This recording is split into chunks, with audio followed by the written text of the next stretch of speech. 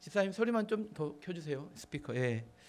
오늘 본문에는 은사에 관한 이야기를 합니다. 은사를 이야기하면 신비주의에 대한 오해가 있습니다. 근데 은사가 뭐냐? 은사는 하나님의 선물을 은사라고 합니다. 우리가 하나님을 믿기 전에는 세상에서 마귀를 따라 살았습니다. 마귀가 우리를 유혹하면 반응해서 죄를 지으며 살았습니다.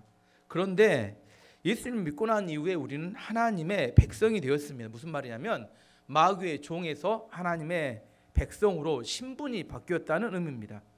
요즘 미국 트럼프 대통령이 미국 시민권을 돈 받고 팔겠다 이렇게 계획을 세웠습니다. 근데 그게 가격이 무려 500만 달러 됩니다. 500만 달러는 우리나라 돈으로 67억 정도 됩니다. 트럼프가 뭐라고 생각하냐면 전 세계 사람들은 모두 다 미국의 시민이 되기를 원한다 이렇게 주장합니다. 선착순 100만 명만 받아주겠다. 67억은 얼마나 큰 돈이냐면 우리나라 상위 1%의 재산이 33억이고 0.1%가 86억입니다. 그래서 우리나라에 5만 명 정도만 86억을 가지고 있는데 미국의 시민권을 저도 안 가져봐서 모르겠어요. 가지면 얼마나 좋을지 모르겠는데 67억이면 저는 그냥 살겠습니다. 미국 안 가고. 천국의 시민권의 가치는 얼마나 될까요? 천국의 시민권의 가치는 천국의 시민권이 있어야 천국에 들어갈 수 있습니다.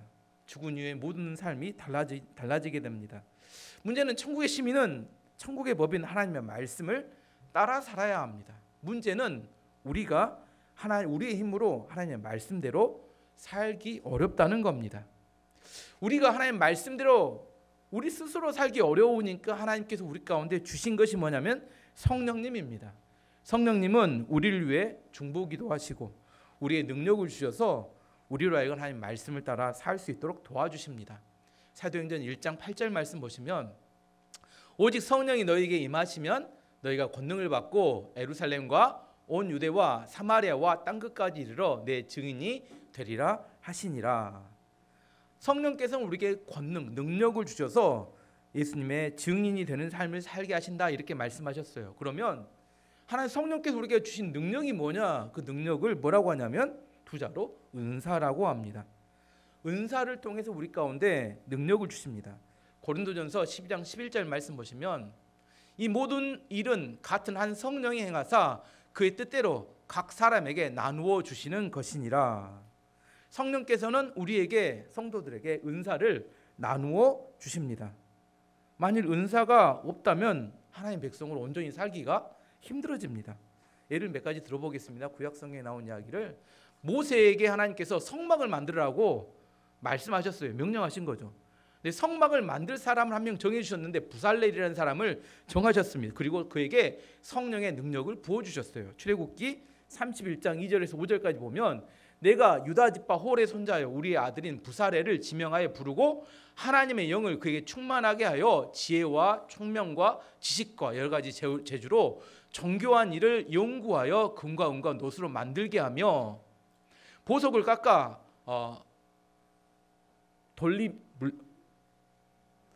돌리며 여러 가지 기술로 나무를 새겨 만들게 하리라. 저는 이과생이라 예술적 감각이 없는 사람입니다. 노래도 그렇고 그림도 그렇고 예술적 감각이 별로 없습니다. 근데 부살렐을 보니까 하나님께서 그에게 특별한 예술적 감각을 부어주셨다. 그래서 제가 한때는 기도했습니다. 하나님 저에게도 뭔가 또 특별한 예술적 감각을 좀 부어주세요. 근데 그 이후로도 별로입니다. 지금도 특별한 은사는 없어요.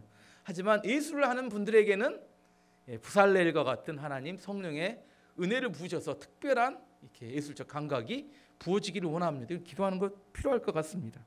또 성령께서는 전쟁을 해야 되는 사사들에게는 리더십과 전쟁의 능력을 부어주셨습니다. 사사기 6장 34절 말씀 보시면 여호와의 영이 기드온에게 임하시니 기드온이 나팔을 불매 아비에셀이 그의 뒤를 따라 부름을 받으니라. 기드온은 두려움과 겁이 많은 사람이었어요. 전쟁할 사람이 아닙니다. 근데 성령이 임하니까 사람들이 그의 뒤를 따르고 용감하게 싸서 이겼는데 그 싸움의 내용이 사람이 싸울 만한 내용이 아니에요. 300명으로 18만 5천 명과 싸워서 이겼다는 겁니다. 이 불가능한 이야기입니다. 성령이 임하게 되니까 자신의 한계를 뛰어넘는 흘러넘치는 은혜가 나오더라. 은사는 믿는 성도들에게 옵션이 아니라 필수입니다. 전쟁에 나가는데 무기 없이 나가는 것처럼 은사가 없으면 악한 마귀에게 당하게 되는 그런 이유가 됩니다. 악한 마귀가 무기 없이 나오면 우리를 봐줄까요? 무기 없으니까 너는 좀 봐주겠다. 사기꾼들이 우리가 순수하게 나가면 사기꾼들이 우리를 봐줄까요? 아니면 잘 걸렸다, 먹잇감으로 생각할까요? 잘 걸렸다죠, 사기꾼들이. 우리가 세상을 살아갈 때 내 마음은 순수해요. 내 마음은 성실하게 살아간다고 합니다. 그러면 세상의 사람들 우리 성실함과 순수함 때문에 우리로 승리하고 열매 맺도록 그렇게 인정해주고 봐줄까요? 세상이 그런가요? 예수님이 그랬으면 이런 말씀하지 않으셨을 겁니다. 마태복음 10장 16절 말씀 보면 보라 내가 너희를 보냄이 양을 이르 가운데로 보냄과 같도다. 그러므로 너희는 뱀같이 지혜롭고 비둘기같이 순결하라. 예수님이 제자들을 세상으로 보내면 뭐라고 하냐면 내가 너희를 보내는 것이 꼭 양 한 마리를 이리 가운데로 보낸 것 같은 그런 마음이다. 양을 이리 가운데로 보내면 어떻게 될까요? 잡아 먹어버리겠죠. 그래서 세상으로 들어갈 때는 어떻게 해야 된다? 뱀같이 지혜롭고 비둘기같이 순결해야 된다. 지혜 없이 세상에 들어가면 어떻게 된다고요? 딱 먹잇감이 되기 쉽다는 겁니다. 이게 잘 이해가 안 되시면 여러분에게 여러분 자녀들을 세상으로 들여보낸다고 생각하면 어떠신가요? 마음이 괜찮으신가요? 아직 미숙하고 아직 어리숙한데 갑자기 전화가 옵니다. 이번에 보험 상품이 당신을 위해서 특별히 나왔는데 전화가 와요. 당신을 위한 특별한 건가요? 당신을 속이기 위한 특별한 건가요? 이번 아파트 분양을 한다고 맨날 날마다 전화하고 문자가 옵니다. 어느 아파트 어디 이렇게 분양한다고 특별 할인 분양을 한대요. 문자는 계속 옵니다. 왜 그럴까요? 빨리 걸려 들으라는 이야기겠죠. 이것은 알려지지 않는 정보인데 이것만 알면 곧 10배 정도 가격이 오른대요. 인생 역전할 수 있답니다. 코인이든 주식이든 수많은 유혹들이 우리들에게 몰려옵니다. 제가 똑똑하게 보이시기만 하지만 제가 속았던 이야기를 몇 가지 해보면 제가 예전에도 몇 번 이야기했습니다. 전화가 왔어요. 이거 휴대폰 공짜로 살 수 있대요. 캐시백으로 다 돌려준답니다. 그래서 40만 원 보내고 핸드폰 받았습니다. 한 달 보내더니 그 다음에는 캐시백을 안 보내줘요. 그래서 전화해봤습니다. 해당 전화번호는 더 이상 사용하지 않사오니 착오 없으시기 바랍니다. 속아 넘어갔죠. 또 전화가 또 언제 또 왔어요. 비상장 주식이랍니다. 사면 크게 오른대요. 경상도 쪽에는 왕구회사랍니다. 500만 원 보냈습니다. 20년째 아무 소식이 없어요. 그 다음에 어떻게 될지 모르겠어요. 20년째 소식이 없으니까 그 회사가 남아 있는지 어쩐지도 잘 모르겠어요. 지난주에 설명했듯이 아파트 모델하우스 가서 사인하고 싶어서 죽을 뻔 봤습니다. 조건이 안 돼서 못했을 뿐이지. 이런 일만 있겠습니까? 다 이야기 안 했지만 믿는 사람들에게 배신당하고 내가 분명히 이건 된다고 확신했는데 예상 안 되게 실패하고 최선을 다했는데도 안 되고 이런 일들이 매일처럼 비일비재하게 일어나는 게 우리 인생입니다. 예수님이 그래서 아셨어요. 제자들을 세상에 보낸 뭐라고 해요? 양 한 마리를 이리 가운데 보낸 것 같이 불안불안하다. 그래서 예수님이 뭐라고 해요? 뱀처럼 지혜롭고 비둘기처럼 순결해야 된다. 그냥 순결해가지고만이 우리 가운데 이길 수 있으면 예수님이 이렇게 말씀 안 하셨겠죠. 지혜가 있어야지만이 이길 수 있고 살아남을 수 있다 이렇게 말씀하신 겁니다. 지금까지 살아왔던 삶 중에 55년 살았는데 55년 삶 중에 고난과 어려움의 총량이 있고 한쪽에는 하나님 주신 은혜와 축복의 총량이 있습니다. 고난과 어려움의 총량보다 축복과 은혜의 총량이 좀 더 컸으니까 지금까지 삶이 유지가 되고 성장하고 왔다고 생각이 듭니다. 은혜 없이 하나님의 은사 없이 세상으로 뛰어든다는 것은 실패가 보장됐다고 해도 틀리지 않습니다. 어떤 사람일수록 더 실패할까요? 어떤 사람일수록? 자기 실력도 잘 모르면서 성공할 거라고 착각할수록 더 큰 실패를 하게 됩니다. 은사는 하나님의 선물은 옵션이 아니라 필수입니다. 하나님께서 우리에게 은사를 주시는 이유는 영적 전쟁에 승리하도록 교회를 섬기도록 은사를 주셨는데 고린도 교회에서는 이 은사를 가지고 서로 갈등하고 경쟁하고 싸우고 어려움에 빠졌습니다. 그래서 사도 바울이 이렇게 권면하면 12절 말씀 보시면 그러므로 너희도 영적인 것을 사모하는 자인즉 교회의 덕을 세우기 위하여 그것이 풍성하기를 구하라. 이 말이 어려워서 쉬운 성경 한번 봐보면 좀 더 분명합니다. 여러분에게도 여러분에게 있어서 마찬가지입니다. 여러분이 영적인 선물 은사를 말합니다. 간절히 바라고 있으니 여러분은 교회의 덕을 세우는 선물 은사를 넘치게 받을 수 있도록 힘쓰십시오. 이 두 가지를 깨달을 수 있어요. 첫 번째, 은사는 구하면 구할수록 하나님이 더 주신다는 겁니다. 뭐라고요? 은사는 구하면 구할수록 더 주신 거예요. 주시려면 주시고 말라면 마시고, 또 하나님 뭐라고요? 네가 받으려면 받고 말라면 말고. 간절히 사모하고 구하면 더 주시는데 그걸 사모하는 마음이 없으면 하나님 주시지 않는다는 것. 첫 번째. 두 번째는 은사를 구하되 교회의 덕을 세우는 은사를 더 사모하는 게 중요하다, 이렇게 말합니다. 당시에 방언의 은사가 있었는데, 방언의 은사는 기도하는 은사였는데 기도는 안 하고 자랑하다 보니까 교회를 어려움에 빠뜨렸습니다. 제가 어렸을 때 다녔던 교회는 선교사님이 세웠던 교회입니다. 선교사님이 세웠던 교회인데, 그래서 제가 어렸을 때 교회를 다닐 때 벌써 한 40년 전에 미국 대학생들이 여름이 되면 단기 선교를 나왔어요. 우리도 예전에 단기 선교를 왔듯이 그 당시에 어렸을 때 미국의 대학생들이 단기 선교를 나왔어요. 단기 선교를 나왔는데 걔들이 한국말을 할 줄 알아요? 몰라요? 우리도 외국가 못하지. 걔들도 우리나라 말 못하더라고요. 그래서 걔들이 준비해왔던 게 뭐냐면 무언극, 마임을 준비해왔습니다. 말 않고 이렇게 행동으로. 근데 그때 마임이 아주 간단했어요. 어떤 대학생 하나, 남학생 하나가 나오더니 이렇게 하더라고요. 그랬더니 누구 만나더니 이게 커졌어요. 또 누굴 만나더니 이렇게 더 커지더라고요. 다른 대학생 하나 나오더니 이렇게 크더니 누굴 만나니 이렇게 줄어들어요. 누굴 만나니 또 줄어듭니다. 누굴 만나니 또 줄어들어요. 이게 뭔가 궁금하죠. 그랬더니 그 대학생 하는 이야기가 이건 사랑이다 하더라고요. 사랑이다. 섬기면 점점 커지는데 자기 거라고 움켜쥐면 점점 작아진대요. 근데 뭐가 재밌었냐면 이렇게 한 2m 돼요. 걔들이, 대학생들 엄청 큰 애들이 막 이렇게 큰 액션하고 모양하고 막 우스꽝스러운 얼굴 표정으로 막 이렇게 마임을 하는데, 그때 사랑은 점점점 흘러보내주고 나누면 점점 커져가고 사랑을 내가 움켜쥐면 점점 줄어드는구나, 그런 생각을 했습니다. 중요한 것은 쓰임 받는 게 중요합니다. 원래 실력이 없던 사람도 계속 쓰다 보면 어떻게 돼요? 하다 보면 실력이 점점 늘어갑니다. SBS 프로그램 중 2005년부터 지금까지 계속해서 장수 프로그램이 하나 있는데 그건 생활의 달인 아시죠? 예전에 한참 인기, 요즘 보신 거 요즘도 하는가 봤더니 요즘도 아직도 하고 있더라고요. 생활의 달인 20년 이상 하고 있습니다. 거기 보면 어떤 한 가지 일, 별로 중요하지 않은 일인데 계속 하다 보니까 엄청 뛰어난 능력이 있어서 그 보여주는데 주로 식당이 많았어요. 식당이 많은데 많은 음식을 짧은 시간에 맛있게 만들어내는 능력과 또 특별한 능력이, 배달하는 거 있잖아요. 머리에 이고 손에 쥐고 막 배달하는 거, 그런 걸 이렇게 막 보여줍니다. 근데 정확도가 매우 뛰어납니다. 어떻게 그렇게 음식도 짧은 시간에 많이 만들 수 있고 맛있게, 어떻게 그렇게 배달을 정확하게 할 수 있었을까요? 능력이 뭘까요? 어떻게 해요? 많이 해보니까. 많이 해본 사람 못 이깁니다. 요즘 우리나라는 수출은 잘 나가는데 내부 안에 있는 자영업자들은 IMF보다 더 힘들다고 합니다. 그래서 내가 어제 찾아봤습니다. 최근 폐업률이 가장 높은 업종이 뭐냐 찾아봤더니 1등이 통신 판매업입니다. SK텔레콤, LG텔레콤, 이게 3년 생존율이 45.7%라고 합니다. 가장 높았대요. 그럼 카페에 이렇게 생존율은 51.9%더라고요.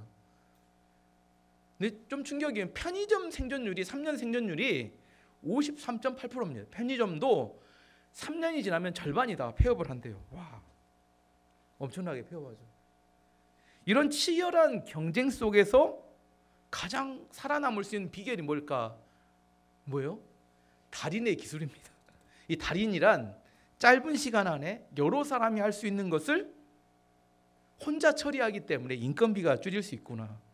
또 여러 가지 일을 한꺼번에 다 하고 있기 때문에 엄청난 기술의 축적이 이루어질 수 있겠구나.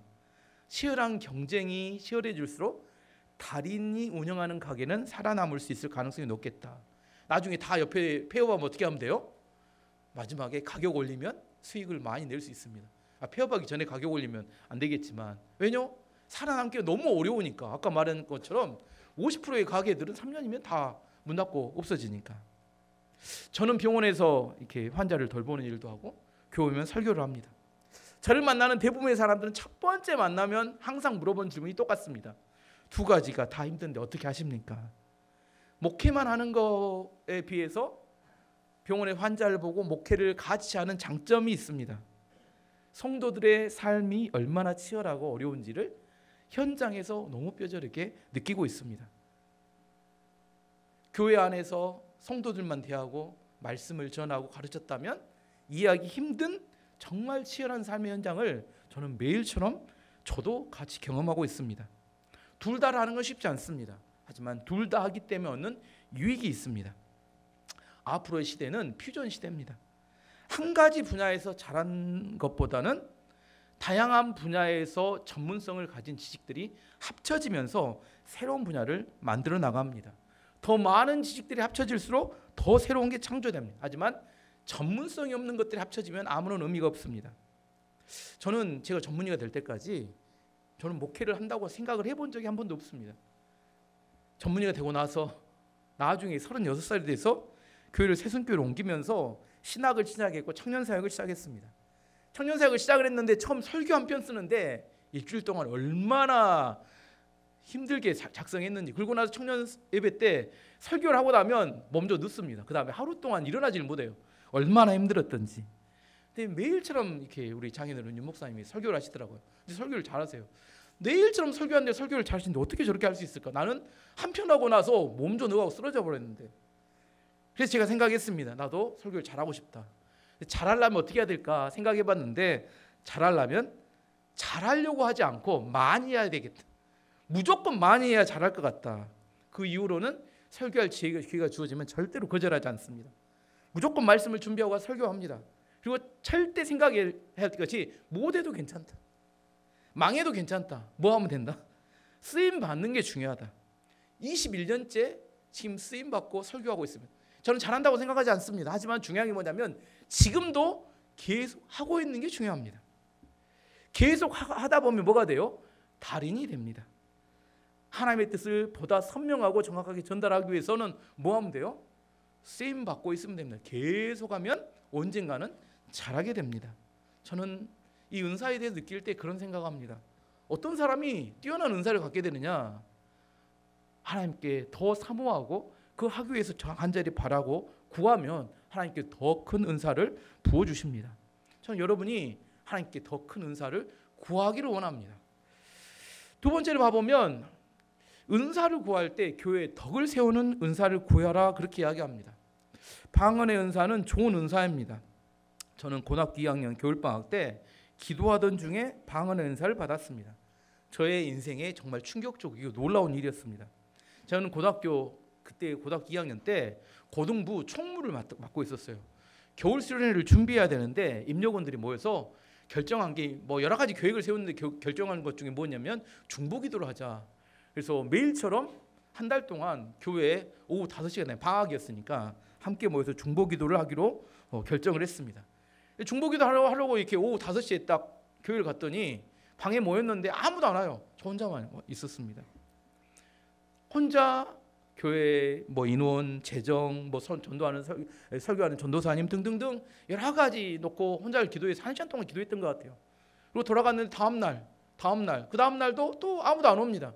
그래서 혼자 기도했습니다. 혼자 기도하는 중에 갑자기 제 입에서 이상한 말이 막 나오기 시작했어요. 어떤 이야기? 랄랄랄라. 어쨌든 제 생각에는 이게 뭐지? 궁금증과 함께 두려움이 내 마음을 사로잡았어요. 이게 뭐지? 혹시 성경에 읽었던 그 방언이란 게 이런 걸까? 어렴풋한 마음이 있었지만 엄청 신기했습니다. 세상에 이런 일이 있을 수 있을까? 성경에 읽어왔던 그 이야기가 어떻게 내 입에서. 근데 가장 두려웠던 게 뭐냐면 혼자 기도하잖아요. 임력원 오기로 해놓고 다 안 왔으니까 어떤 놈이 올까 이제 두려웠습니다. 왜냐하면 나도 궁금하지만 나도 무서우니까. 교육방에 그 다락방에서 혼자 이렇게 1시간 동안 엄청 큰 소리로 기도했던 것 같아요. 막 교회가 떠나가지 않았는데 혼자 막 엄청 기도했는데 알 수 없는 소리와 내 입에 흘러나온 이상한 소리를 들으면서 근데 마냥 기분은 좋았습니다. 뭔 말인지도 모르지만 집에 돌아오는 발걸음이 엄청 가볍고 행복했습니다. 제일 두려운 건 어떤 놈이 오면 안 될까? 하자는 이야기도 안 해요. 혼자 그냥 방에 들어가서 합니다. 궁금하기도 하고 두렵기도 하고 드디어 수련을 했어요. 2박 3일 수련을 했는데 전사님 말씀도 좋았고 프로그램도 재밌게 했고, 근데 마지막 날 뭐 하냐면 캠프파이어를 했습니다. 그때 한 3, 40명 이상 갔던 것 같아요. 4, 50명 갔나. 캠프파이어를 하는데 그때 이제 또 친구들끼리 중보기도 합니다. 중보기도 하는데 야외에서 캠프파이어면 중보기도를 하는데 한참 기도하고 있는데 또 입에서 방언이 터져버렸어요. 혼자 숨어서 하던데 이제 들통이 났죠. 저는 이제 정신이 없었고 오랫동안 방언 기도했던 것 같습니다. 근데 저에게 그날 저녁 아무도 와서 물어보지 않았어요. 왜 물어보지 않았냐면 걔들도 무서웠으니까. 걔들도 해본 적이 없으니까 서로 무서우니까 아무도 말 안 합니다. 전도사님도 와서 이야기를 안 하더라고요. 그래서 수련회 끝나고 이제 전사님한테 가서 이렇게 나중에 찾아가서 물어봤습니다. 그래서 혹시 이거 방언 맞습니까? 물어봤더니 전사님이 대답이 그렇습니다. 그런 것 같다. 그리고 아무 말이 없어요. 지금 생각해 보면 그 전사님도 뭘 잘 몰랐던 것 같아요. 그까지가 그 전사님 전부 지식이었던 것 같고, 그래서 그 이후로 저는 이렇게 기도하는 게 그렇게 재밌었을까, 즐거웠을까. 아무튼 아무도 없는, 누가 오면 두려워요. 누가 오면 두렵고 방에 혼자 들어가서 혼자 1시간씩 혼자 한 몇 년을 했던 것 같아요. 기도를 엄청 열심히 했습니다. 결혼하고도 아마 방에 혼자 들어가 기도했던 적이 있었던 것 같은데, 어쨌든 저의 삶에서 기도가 그렇게 즐거웠던 거, 혼자 아무튼 이런 체험이 제가 나중에 대학에 들어가서 술 문제로 신앙 문제로 헷갈리고 어려울 때 방향을 잡는 데 많은 도움을 주었습니다. 하나님이 정말 살아계실까? 내가 이렇게 신앙생활을 하는 것이 맞는 것일까? 이런 등등의 수많은 고민이 있을 때 그때 방언으로 기도했던 체험이 내 삶에 엄청난 유익을 주었습니다. 그래서 오늘 성경도 이야기합니다. 방언의 은사는 그 개인의 덕을 세우는 거고 개인의 많은 유익을 준다. 저는 여러분이 개인적으로 하나님과 친밀해지기를 원하시면 방언의 기도를 해보면 좋다고 생각합니다. 그것이 여러분의 개인적인 삶에 매우 유익합니다. 하지만 오늘 본문에 방언은 개인적으로 유익하지만 공동체에는 유익이 없으므로 통역의 은사가 있으면 구할 수 있으면 구하라, 이렇게 권면합니다. 13절에 15절 말씀 보시면, 그러므로 방언을 말하는 자는 통역하기를 기도할지니 내가 만일 방언으로 기도하면 나의 영이 기도하거니와 나의 마음은 열매를 맺지 못하리라. 그러면 어떻게 할까? 내가 영으로 기도하고 또 마음으로 기도하며 내가 영으로 찬송하고 또 마음으로 찬송하리라. 방언이 있으면 통역하는 은사를 구하라, 이렇게 구하지만, 왜 그러냐면 방언 기도하면 나도 뭔 소리인지 몰라요. 그냥 기도할 뿐입니다. 근데 영은 유익하지만 내 마음을 하면 열매가 없다는 거예요. 그래서 성경 권면이 뭐냐면 영으로 기도하고 마음으로 기도하고, 저는 여기서 힌트를 이렇게 얻었습니다. 기도할 때 오랜 동안 기도하는 비결이 있다면 영으로 기도하고 마음으로 기도하고, 영으로 기도한다는 것은 방언으로 기도하고 마음으로 기도하는 건 입술로 기도하고. 그래서 저는 생각할 때 한 10분 정도는 방언으로 기도하다가 10분 정도는 입술로 기도하고, 이렇게 하면 영도 유익하고 마음도 유익하고, 그래서 영으로 기도하고 마음으로 기도하고. 오늘 사실 설교 제목을 잡으려다 이게 뭔 소리인지 또 잘 모를 것 같아서 영으로 기도하고 마음으로 기도하고. 근데 방언 기도를 하신 분들은 이렇게 기도하시는 게 좋을 것 같아요. 영으로 기도하고 마음으로 기도하고. 방언으로 기도하면 나의 마음도 그래 영으로라도 기도하니까 유익하지만 다른 사람이 들을 때 미친 사람이라고 생각하지 않겠느냐, 그렇게 또 이야기해서 다른 사람이 유익이 없을 수 있다는 겁니다. 16절 17절 말씀 보시면, 그렇지 않으면 내가 영으로 축복할 때 알지 못하는 처지에 있는 자에게 내가 무슨 말을 하는지 알지 못하고 내 감사에 어찌 아멘하리요. 너는 감사를 잘하였으나 그러나 다른 사람은 덕 세움을 받지 못하리라. 그래서 통역이 필요하다 이렇게 말하면서 너에게는 유익이 되지만 하나님 유익이 되지 못하니까 조심해야 된다 이렇게 말합니다. 그래서 지혜가 필요하다는 겁니다. 19절 20절 말씀 보시면, 그러나 교회에서 내가 남을 가르치기 위하여 깨달은 마음으로 5마디 말을 하는 것이 1만마디 방언으로 말하는 것보다 나으니라. 형제들아, 지혜는 아이가 되지 말고 악에는 어린 아이가 되라. 지혜는 장성한 사람이 되라. 방언을 하는 것이 누구에게인가 마음에 부담이 되고 어려움이 된다면 지혜롭게 하는 지혜가 필요하다는 겁니다. 우리에게 유익한 것이 남에게 걸림돌이 될 수도 있다는 사실을 알고 덕을 세우도록 방언도 사용하고 애언도 사용할 줄 알아야 된다 이렇게 이야기합니다. 방언 기도하는 것은 잘못된 게 절대 아닙니다. 저는 여러분이 방언을 할 수 있기를 원합니다. 하지만 정확한 내용이 무엇인지 모르기 때문에, 근데 많은 분들의 제가 만나본 분들과 간증을 통해서 들을 때 방언이 뭐냐, 방언은 왜 기도하는 거냐, 나도 잘 모르는 이야기를 내가 알지 못하는 어떤 상황과 환경을 위해서 기도하는 것이라고 말합니다. 중보기도라고 이야기하죠. 그래서 가장 많은 간증이 방언 기도할 때 가장 많은 위기 뭐냐면 자녀들의 위급한 상황에 빠졌을 때, 부모가 잘 모르는데 멀리 떨어져 있을 때 기도함으로 그 자녀들 위해서 기도한 것이었던 거라고 고백하는 사람들이 꽤 많았고, 또 하나는 우리가 알지 못하던 어떤 영적 전쟁이 있을 때 하나님 우리의 기도가 필요해서 우리로 하여금 기도하게 했던 거라고 표현한 게 꽤 많습니다. 그래서 방언 기도는 두 가지가 가장 많이 사람들이 간증하는 것 같아요. 첫 번째는 자녀들의 위급한 상황을 위한 기도였다는 기도하고 첫 번째, 두 번째는 우리가 알지 못하지만 하나님께서 우리에게 영적 전쟁을 위해서 필요한 기도이기 때문에 시킨다는 겁니다. 기도하는 사람들에게 있어서 방언 기도는 하실 수 있었으면 좋겠다고 저는 생각합니다. 내가 기도할 때 방언으로 누구를 위해서 중보 기도함을 통하여 여러분과 여러분 가정과 또 교회와 또 알지 못하는 어떤 하나님의 하시는 일에 중보 기도자가 될 수 있기 때문입니다. 그럼에도 불구하고 방언보다 더 중요한 것은 교회의 덕을 세우기 위한 하나님의 말씀을 증거하는 거라고 말합니다. 방언과 예언의 은사는 균형이 필요합니다. 기도가 흘러넘치는 시대에는 분명한 말씀을 증거하는 예언의 은사가 필요합니다. 반면 말씀에 흘러넘치는 시대에 그런 교회에서는 방언 기도를 통하여 균형을 맞추는 게 필요합니다. 우리 교회로 보자면 방언 기도를 통하여 균형이 좀 맞춰졌으면 합니다. 권사님들, 여자 집사님들은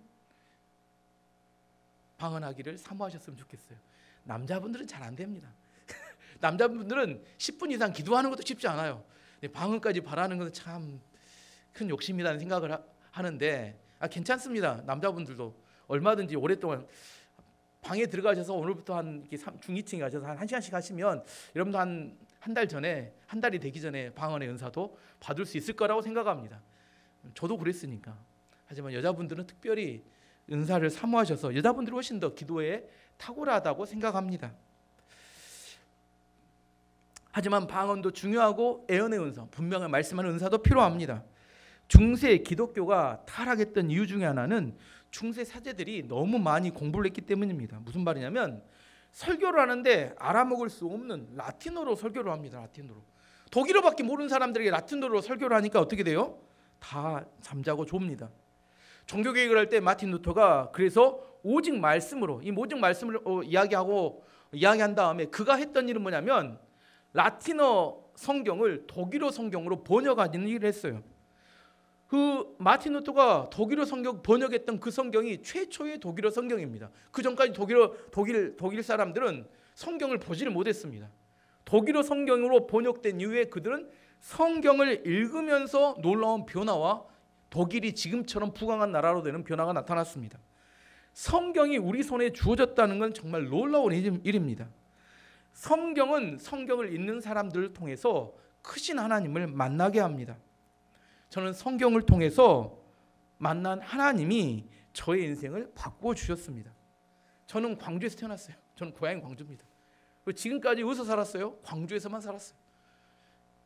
광주 말고는 가끔 여행 갔지만 광주를 벗어나본 적이 없습니다. 근데 제 마음속에는 민족과 열방에 대한 꿈이 있습니다. 교회 이름이 민족과 열방교회예요. 광주를 한 번도 벗어나 보지 않았는데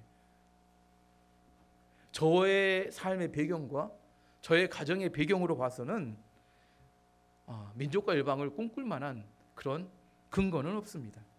하지만 하나님의 말씀이 나로 하여금 내 생각과 꿈을 바꿔놓았습니다. 내가 만난 하나님의 크기가 내 인생의 크기가 됩니다. 내가 어떤 하나님을 만났느냐에 따라서 내가 어떤 인생을 살지가 결정이 됩니다. 분명한 하나님의 말씀을 들으면 분명한 인생을 살게 되고, 흐리멍텅한 하나님의 말씀을 들으면 흐리멍텅한 인생을 살게 됩니다. 내가 어떤 말씀을 듣는지에 따라서, 하나님의 말씀이 들리는지에 따라서 내 인생이 달라집니다. 하나님의 말씀이 선명히 들려야 돼요. 저는 한국말로 하고 있는데 라틴어로 설교하는 것처럼 라틴어가 들리시면 그때는 하나님의 말씀이 전혀 안 들리는 겁니다. 말씀이 들려야 그 말씀 안에 포함되는 하나님의 크기만큼 내 인생이 바뀌게 되는 겁니다. 내가 그 하나님을 만나야 그 하나님을 신뢰하고 내 인생을 크기가 달라지는 인생을 살 수 있습니다. 광주에서 살아가지만 민족과 열방을 꿈꾸며 살아갈 수 있게 됩니다. 저는 여러분에게 말씀이 들리는 애언의 은사가 있기를 원합니다. 또 그 말씀이 들려서 누군가에게 분명히 하나님 뭘 원하시는지를 전달할 수 있는 은사가 있기를 원합니다. 오늘 두 가지 은사를 이야기했어요.